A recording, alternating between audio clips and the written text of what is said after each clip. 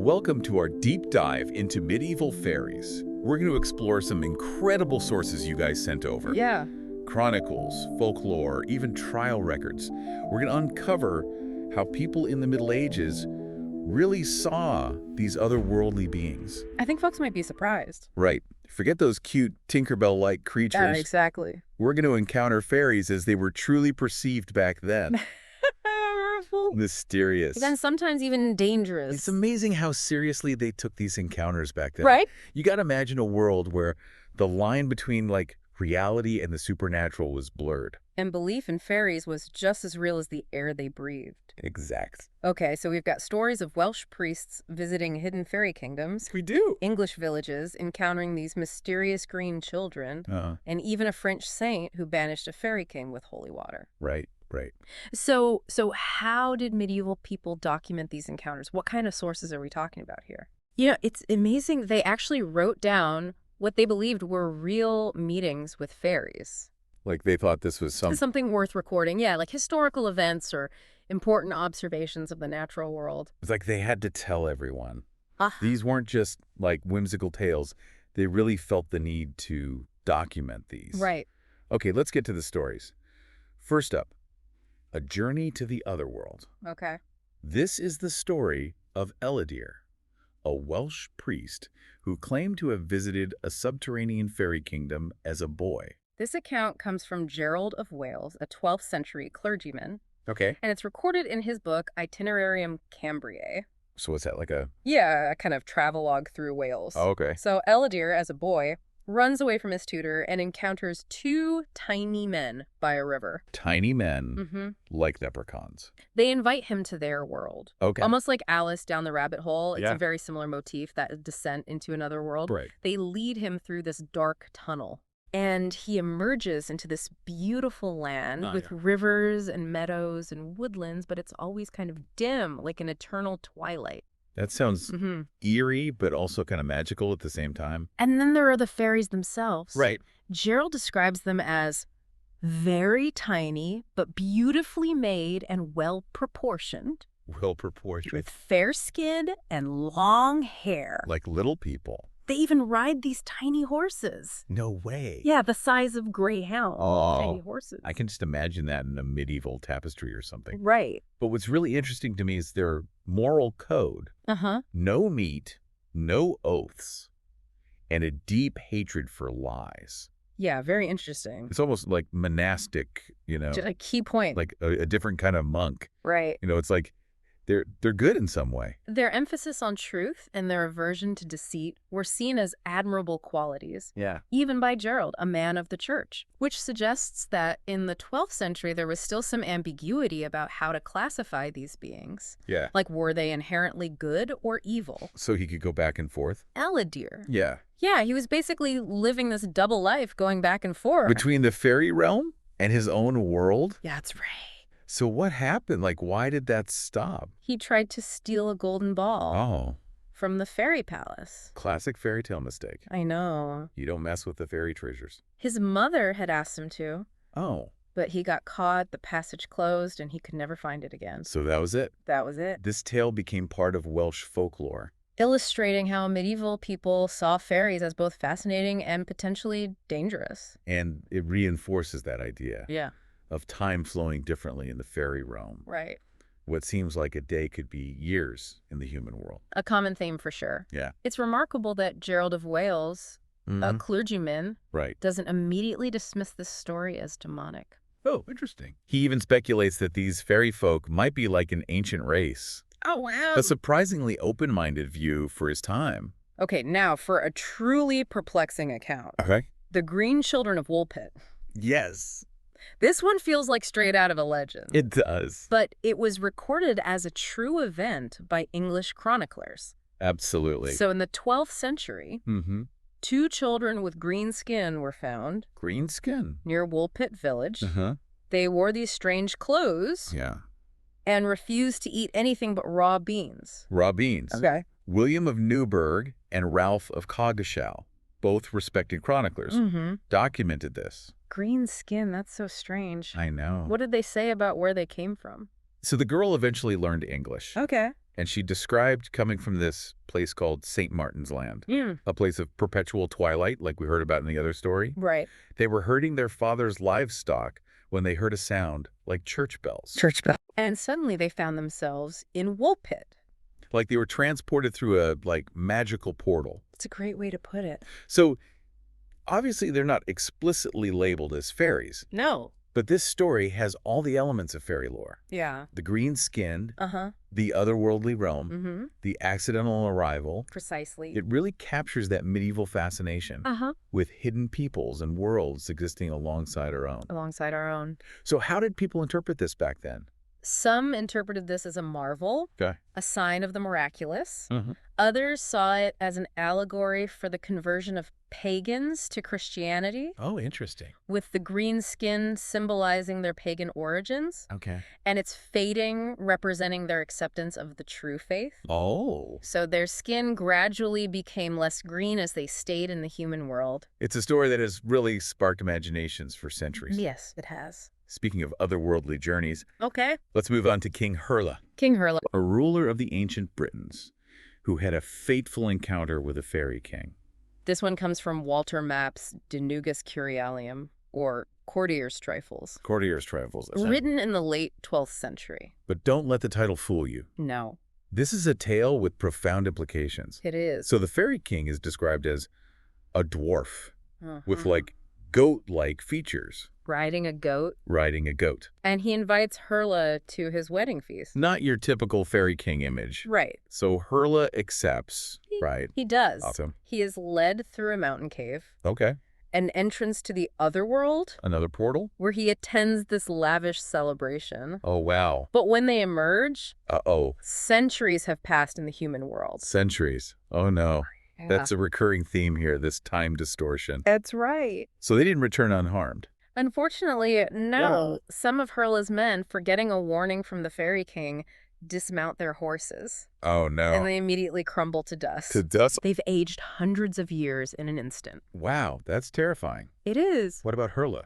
He and the remaining men are condemned to wander the earth eternally, unable to set foot on the ground. Oh, wow. Because the Fairy King's enchanted dog, whose dismount was the signal for their safe return, never jumped down from its horse. So they become like the Wild Hunt. Exactly. It's a ghostly band of riders seen galloping through the night. Right. So are you saying Walter Mapp links this British legend Yeah. to the broader European concept of the Wild Hunt? I am. That's so interesting. It's fascinating, isn't it? Yeah. Often seen as an omen of war or divine judgment. Yeah. But his version portrays the Wild Hunt's origin as this fairy encounter, Oh, wow. reminding us that fairies can be powerful beings Uh-huh. who hold sway over time and fate. Okay, let's move to a story Okay. that shows fairies entering the human world in need of help. Interesting. This is the tale of a fairy midwife, A fairy midwife. as recounted by Gervase of Tilbury, Mm-hmm. an English scholar. Around 1215, Okay, in his book Otia Imperialia, another one. it's a collection of historical anecdotes and marvels. Wow. These medieval scholars really loved their collections of strange stories. They did. So what happens in this one? It involves water spirits, called Drashe, Drashe? in Brittany, Okay. who lure humans to their underwater homes using illusions. So not all fairy encounters are by chance. No. Sometimes the fairies actually seek out humans They do? for help. Mm-hmm. So a human midwife is summoned to assist a fairy woman in childbirth. That's right. Wow. The midwife is taken to this hidden dwelling, Okay. often described as being underground or underwater, Uh-huh. and she successfully delivers the fairy baby. And they give her a gift. Yeah, a magical ointment For what? to anoint the newborn's eyes. Interesting. But of course, human curiosity always gets the better of us. I was going to say, of course she uses it on herself. She tries the ointment on herself, Uh-huh. and suddenly she can see through the fairy glamour. Oh, wow. She sees their home in its true form, the fairies as they really are. How about that? When she encounters the fairy mother again, the fairy blinds her in the eye that used the ointment Oh, no. to protect their secrets. Wow. A high price to pay for a peek behind the curtain. It's a classic fairy tale punishment for breaking trust and overstepping boundaries. Right. This story introduces that concept of fairy glamour and the recurring motif of revealing ointments that allow one to see the unseen. Yeah, it's like it's dangerous to see what you're not supposed to. Yes. So it seems like medieval people had a complex view of fairies. They did. Sometimes helpful, sometimes dangerous, always shrouded in mystery. Always shrouded in mystery. So I think what's becoming clear Yeah. is that there's like a lot to unpack about how those interactions with fairies were perceived. Absolutely. Shall we delve into that next? Let's. We've only just scratched the surface. Yeah.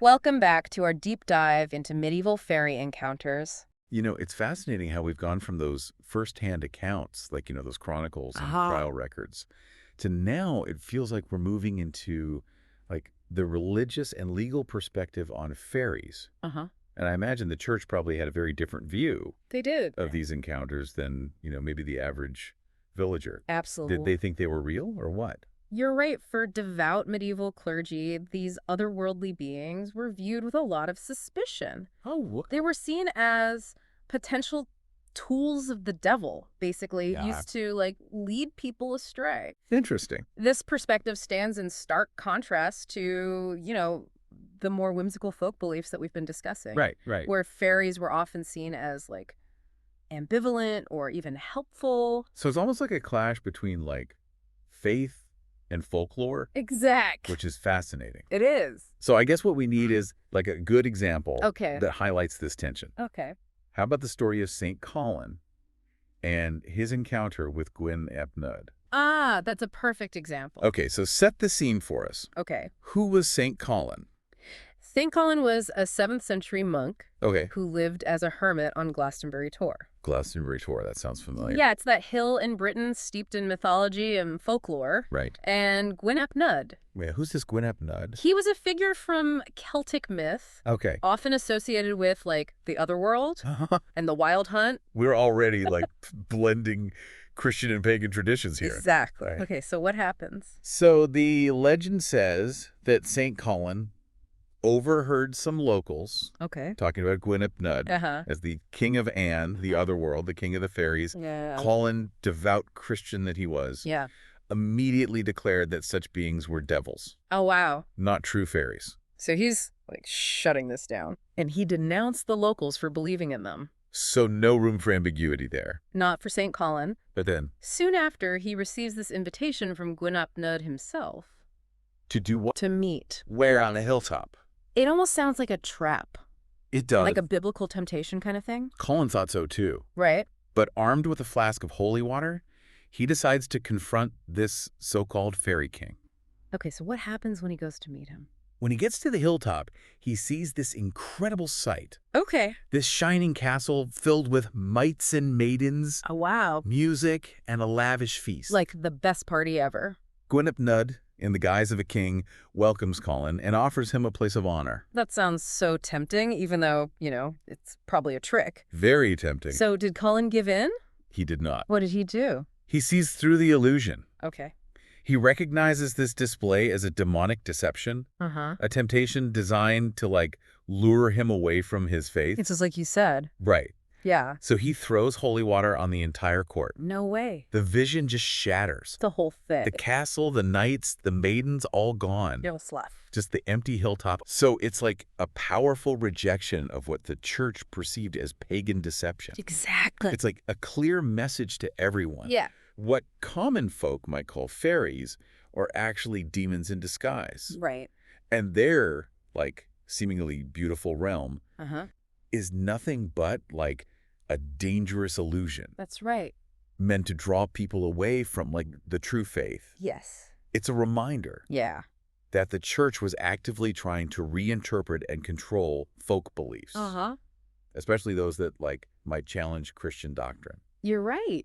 It's interesting how they recast Gwyn ap Nudd, a figure of Celtic myth, as a devil. This Christianization of folklore was a common tactic back then. So are you saying they were taking these pagan traditions and kind of, like, Absorbing them. absorbing them, And neutralizing them. but at the same time, like, demonizing these figures that were once revered? Exactly. Okay, so we have another example Yeah. that shows how fairy lore could get entangled with accusations of heresy, Uh-huh. which is the trial of Joan of Arc.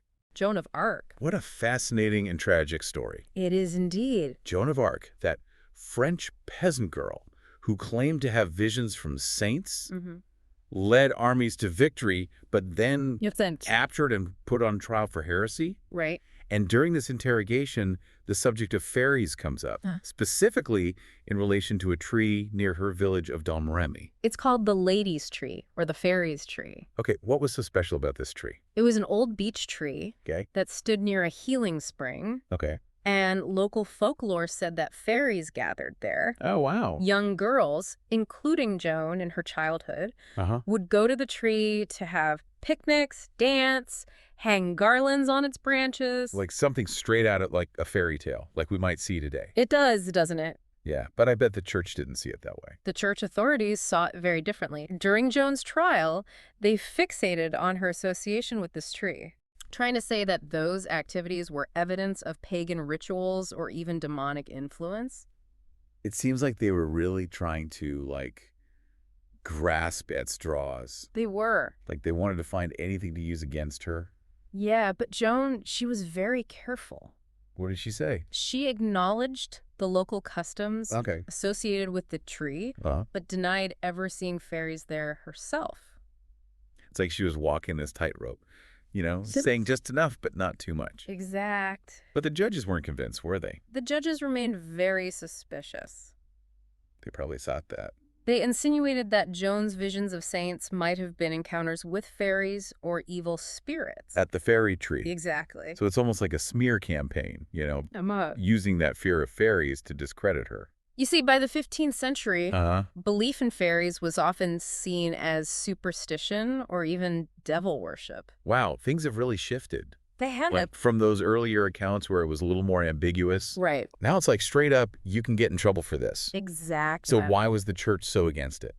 Because these beliefs challenged the authority of the church Uh-huh. and the established doctrines of Christianity. So you could face serious consequences You could even execution. for believing in fairies. Yeah. That's so sad. It is tragic that Joan's story, which started with claims of divine inspiration, Yeah. ended with these accusations of consorting with demonic forces. All because of a tree. It's a stark reminder of how the church's interpretation of the supernatural could have a really big impact on people's lives. Yeah. Sometimes with terrible consequences. So it's not just about fairies. It's about like control and power and Exactly. who gets to decide what's real and what's not. And how those decisions can have, like, real-world consequences. Right. So we've seen how the church viewed fairies as these demonic deceptions, Yeah. and how this perspective really shaped their understanding of events, even legal proceedings. It's important to remember. This wasn't the only way people viewed fairies in the Middle Ages. You're absolutely right. Right. There's this whole other side to the story. Yeah, let's explore that next. But What else did people think about fairies? we're moving into the world of medieval literature and legend, Okay. where fairies take on these new roles Okay. and reveal different sides of their nature. Welcome back to our deep dive. Yeah. It's amazing how we've gone from those first-hand accounts in chronicles and trial records to now it feels like we're entering this whole world of medieval literature. It is a fascinating shift, isn't it? Yeah. Where imagination really takes flight. I'm ready for those fairy lovers and fairy wives and abductions. Or we're going to get to all of that. Okay, let's start with a classic tale of fairy love Okay. and chivalry, Okay. the story of Lanval, Ah, I love as that. told by Marie de France. Marie de France. And this is a great example of a Breton lay. It is. So can you, remind us what a lay is again? A lay is basically a short narrative poem, popular in 12th century aristocratic circles. Okay. They often feature elements of Celtic folklore, Right. and they focus on these themes of love, adventure, and the supernatural. Okay, got it. So like a more sophisticated fairy tale in a way. That's a good way to think about it. Okay, so tell me about Lanval. So Lanval is a knight at King Arthur's court Mm-hmm. who's feeling kind of neglected and out of place. Okay. One day, he rides off alone Mm-hmm. and encounters this breathtakingly beautiful fairy lady. Okay, that sounds like the start of either like a classic romance or a knightly version of a fairy tale. It has elements of both. Yeah. The fairy lady falls for Lanval Mhm. and offers him her love and these lavish gifts. There's always a catch. Yeah, I was going to say, With fairy, there's got to be a catch. she makes him promise to keep their relationship a secret. The fairy secret. The fairy secret. Okay, And so, what happens? yeah, how is Lanval tested? Well, he enjoys this, newfound wealth. Yeah. The fairy lady's affection for a while. Uh-huh. But then Queen Guinevere Oh, feeling spurned by Landval. Right, like she wants him, He does. but he's not interested. Exactly. So she's, like, jealous. She accuses him of rejecting her advances because he prefers the company of men. So he has to defend his honor, He does. but he can't tell the truth. He can't. What does he do? He makes a fatal mistake. Oh. He boasts about his fairy lover breaking his promise Oh, no. and revealing her existence. So it's like his pride, his need to protect his reputation Yeah. leads to his downfall? Yeah. Like a tragic hero in a way. That's a good point. So what happens to the fairy lady? She disappears, Of course. leaving Landval heartbroken, Uh-huh. facing accusations of lying about the whole thing. But she doesn't abandon him completely. She doesn't. Okay. Just when things look bleak, Uh-huh. she makes this dramatic return to Arthur's court Okay. to vindicate Landval, Like a true fairy tale ending. proving the truth of his claims, Uh-huh. exposing Guinevere's lies, and then whisks him away to the magical realm of Avalon. So it's a happy ending. Happy ending, fairy tale style. But it's not just a simple love story, right? No, It's like, it says something about how medieval literature portrayed fairies. exactly. Like, they're powerful and alluring and capable of, like, great love, but also, like, righteous anger when they're betrayed. That's right. It's such a contrast to, like, those earlier demonic depictions that we talk about from the church. Sure. Here, it's like the fairy realm is a place of enchantment and escape. Precisely. Okay, let's move on to another popular type of fairy encounter in medieval literature. Okay. The fairy wife legend. The fairy wife, I love these stories. Me too. Tell me more. One of the most famous examples is the story of Melusine, Melusine. a half-fairy woman Have fair. who marries this nobleman named Raymondin. That adds a whole new level of complexity. Right. So she's not fully fairy, She's not fully fairy. but also not fully human. Exactly. What's her deal? She's beautiful. She's powerful. Okay. She brings prosperity to her husband and their family. Mhm. But she carries a secret curse. Oh. Every Saturday, Okay. she transforms into a serpent from the waist down. Okay, that's a little unsettling. I know. I can see why that would be a challenge for a husband. It is. Does he know about this before they get married? He does. So he's going into this knowing, He agrees to marry her, okay. promising never to look upon her during her transformation. Oh, wow. Their life is like a fairy tale Okay. at first. She Yeah. uses her magic to help him build this magnificent castle. Uh-huh. They have many children together. Okay, but I bet curiosity gets the better of him. It does eventually, That's fun. driven by suspicion Right. and maybe a little fear. Mm-hmm. Raymondin breaks his promise Uh-uh. and spies on Melusine. During her transformation. Yes. Another example of humans feeling to respect. Fairy boundaries. Right, and what happens? She is forced to reveal her true nature, fully Oh, no. transforming into a winged dragon A dragon. and fleeing her home. So she leaves. She leaves her family behind. Wow, that's so sad. Heartbreaking. It's like, it's another reminder I know. about the importance of, like, trust and keeping promises. Especially when dealing with the fairies. So it's not just a fairy tale, it's like a cautionary tale, too. It is. And it's still reflecting that medieval fascination Yeah. with these fairy-human relationships. Yeah, showcasing the allure, but also the potential for tragedy. So they're not just, like, these benevolent beings that grant wishes, right? Mm, They can be dangerous. They can. Okay, I think we have time for one more type of fairy encounter. Okay. What else is there? The abduction and return story. Abduction. Abduction. Tell me more. A classic example is the legend of Thomas the Rhymer, Thomas the Rhymer. a Scottish poet who's abducted by the Queen of Elfland.